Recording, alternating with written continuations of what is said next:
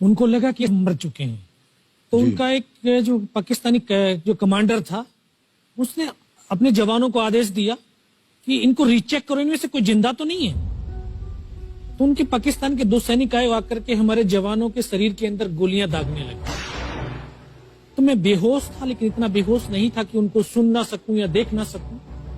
तो जब मेरे सामने वाले साथी को जो सीने में आकर 4-4, 5-5 जो राउंड के ब्रस्ट मारे, डेड बॉडी ऐसे उछलती थी ऊपर की तरफ, सामने वाले को मारा, बगल वाले को मारा, मैं भी इस तरह से ऐसे पड़ा हुआ था। उसने फर्स्ट में यहां पर ब्रस्ट मारा, फिर मेरे पैर में 2 जगह पे मारा। उसको मैं देख रहा हूं कि धुआं निकल रहा है, लेकिन उस गोली की पीड़ा को चुपचाप पड़ा सहता रहा और उनको यकीन हो गया कि इनमें से कोई जिंदा नहीं। फिर बहुत गालियां दी, बूट की ठोकरें मारी। काफी देर के बाद में उनका जो कमांडर था उसने बोला कि इनके वेपन उठा लो, और नीचे जो हिंदुस्तान का पोस्ट है उसके ऊपर दूसरे जो उनके साथी थे उनको सूचना दिया, उसके ऊपर कब्जा हमला कर दो।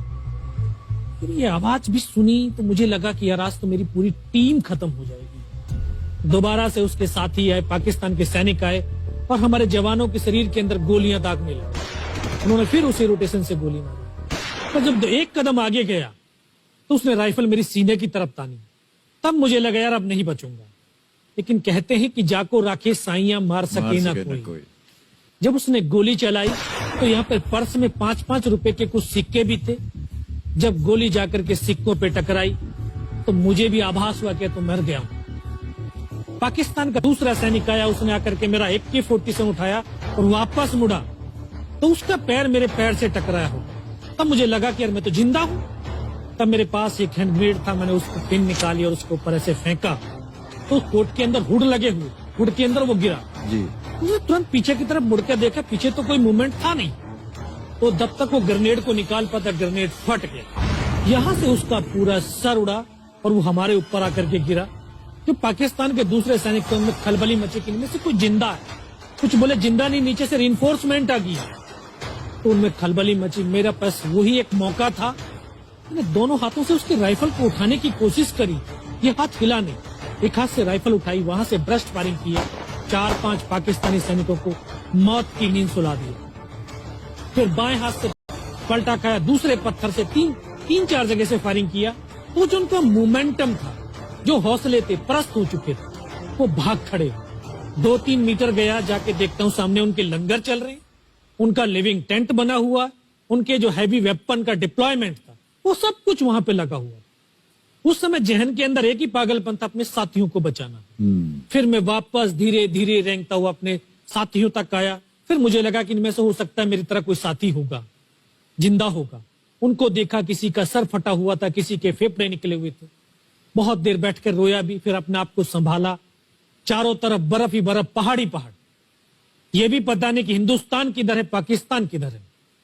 2.5 साल की सर्विस, 19 साल की उम्र, न उम्र का तजुर्बा न सर्विस का अनुभव। जाऊं तो जाऊं कहां।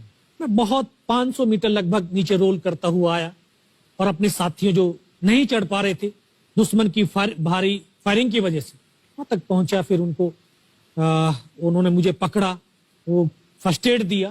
फिर वहां से जो हमारे कमांडिंग ऑफिसर थे कर्नल कुशाल चंद ठाकुर, फिर उनको सूचना दिया। तो ये लगभग 1:30-2 बजे का समय था। वहां से फिर कमांडिंग ऑफिसर तक मुझे ले जाया गया। फर्स्ट एड तो हुआ, लेकिन ब्लड इतना निकल चुका था कि दिखाई देना बिल्कुल बंद हो गया था। जब उनके पास पहुंचा तो उन्होंने बोला, बेटा मेरे को पहचानता मैं कौन हूं? बस अब आवाज सुनाई दे रही है। बोला, मैं तेरा commanding officer colonel Kushal Chand Thakur. मैं, जय हिंद साहब, बहुत तेज सर्दी लग रही है। तो उनका जो लिविंग टेंट था उसमें के अंदर लेटाया, 3-4 स्टॉप जलवाए, थोड़ी सी गर्मी महसूस हुई। मैं, साहब थोड़ा सा पानी पिला दो।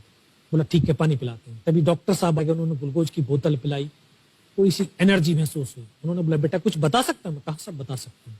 तो उनको बताया कि सर ऊपर ये घटनाक्रम हुआ है और ये वहां की इंफॉर्मेशन है। तो लास्ट में उन्होंने बोला कि बेटा जवान की रिक्वायरमेंट क्या है? मैं, कहा साहब जवान की रिक्वायरमेंट एम्युनिशन और फील्ड पट्टी की है। बोला, खाने के लिए नहीं चाहिए? सब भूख नहीं लगती। बस इतना कहते कहते तभी डॉक्टर ने कौन सा इंजेक्शन लगाया, फिर मुझे पता नहीं कहां पर हूं। फिर होश आया 3 दिन बाद, देखा ऊपर पंखा चल रहा है। पता चला कि 92 बेस हॉस्पिटल श्रीनगर, और वहीं से मुझे बेस हॉस्पिटल दिल्ली रेफर कर दिया और 16 महीने तक उस हॉस्पिटल में मैं रहा। 16 महीने तक आपका इलाज चलता रहा? जी। और वहीं पर हॉस्पिटल में ही मुझे पता चला कि 15 अगस्त 1999 को जब ये परमवीर चक्र का जो अनाउंसमेंट हुआ तो वो वहां पर ही मुझे पता चला। या सर